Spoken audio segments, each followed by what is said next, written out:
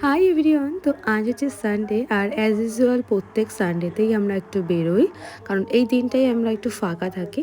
তো এখানে আমরা একটু সিগনালে দাঁড়িয়েছিলাম, আর সামনে একটা কাপেল দাঁড়িয়েছিল। ওরা আমাদের হারকাত দেখে হাসছিল, আর আমরা ওদেরকে দেখে হাসাহাসি করছিলাম। বাট সিচুয়েশানটা খুবই সুইট ছিল। তো আজ যাচ্ছিলাম আমরা দিদির বাড়িতে, কারণ দিদি ডেকেছে আজকে আমাদেরকে। তো ওখানেই যাব, আর আজকে লাঞ্চটা ওখানেই করব। দিদি বাড়ি যাওয়ার আগেই চলে গেছিলাম মিষ্টির দোকানে কিছু মিষ্টি নেওয়ার জন্য। তারপর দিদি বাড়ি এসে ফ্রেশ হয়ে বসে পড়লাম লাঞ্চ করতে সবাই একসাথে। আজকে লাঞ্চে ছিল বিরিয়ানি, আর অ্যাকচুয়ালি দিদি বিরিয়ানিটা খুব সুন্দর করে। বিরিয়ানি খাবার পরে এখানে আমরা একটু আইসক্রিম খেয়ে নিলাম, তারপর একটু রেস্ট করে আমরা বেরিয়ে পড়লাম একটু বাইরের হাওয়া খেতে, কারণ সারা সপ্তাহ একই রুটিন আমরা ফলো করি। তো সানডেটাতে একটু না বেরোলে, বাইরে না ঘুরলে আমার একদমই ভালো লাগে না। তাই আমরা বেরিয়ে পড়লাম স্কুটি নিয়ে একটু হাওয়া খেতে বাইরে।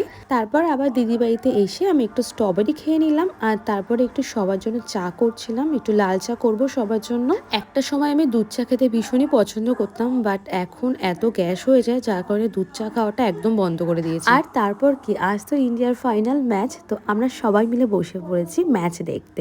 আমরা ভীষণ এক্সাইটেড, আজকে একদম প্রথম থেকে শেষ পর্যন্ত আমরা খেলা দেখবো। অ্যাকচুয়ালি আমি কিন্তু খেলা তেমন কোনো কিছু বুঝি না, যতটাই যা বোঝানো দিদি, দাদা আর শুভ আমাকে বুঝিয়েছিল আজকের খেলাটা, তাও বলতে পারো মোটামুটি প্রথম দিন খেলা দেখে আমি অনেকটাই বুঝে গিয়েছি। আর আজকে তো ওমেন্স ডে, যার কারণে মামাই আমাদের জন্য একটা সারপ্রাইজ রেডি করেছিল, আমরা জানতামই না। ও একটা কেক নিয়ে এসেছে, আমরা সবাই মিলে সেটাকেই কাটিং করলাম। এখন হ্যাপি ওমেন্স ডে প্রত্যেকটা ওমেন্সকে আমি জানাচ্ছি। আর ওমেন্স ডের জন্য মামাই এই ক্যান্ডিগুলো আমাকে গিফট করেছে, কারণ এইগুলো খেতে আমার ভীষণই ভালো লাগে। তো এখন আমি ফিরছি বাড়িতে, আর আজকের খেলাটা আমি ফার্স্ট থেকে লাস্ট পর্যন্ত পুরোটাই দেখেছি, আর ফাইনালি আজকে ইন্ডিয়া জিতে গেছে। হে ফেভারিট।